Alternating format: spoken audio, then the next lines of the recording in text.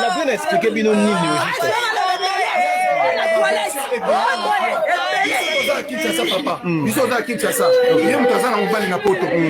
il y a un problème, on y a les familles. Il faut faire sa version. Dans ma vidéo, tout ça, dans ma TikTok, on a coûté na kit, on a coûté na. Je suis bon, tu connais mis tout sur la version. La version malade, vous avez dit.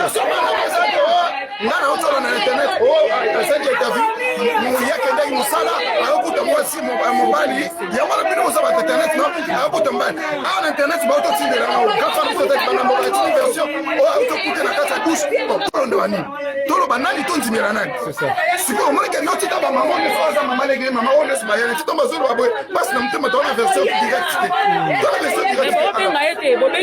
Moi, j'ai son numéro, à la qui signe une vidéo, si tu tombes dans un autre Jani, ma police baillé bazon tu dois battre tout son âme. Mais en général, je viens de le rappeler. Mais ça ne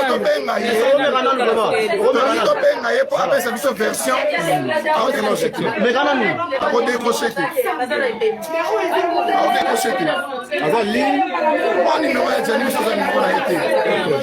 Numéro à Jani. Dans le numéro à Jani Nazo, il y a ça la promesse. Mais appelle encore. Appelle encore, voilà, tout le monde. Numéro à Jani.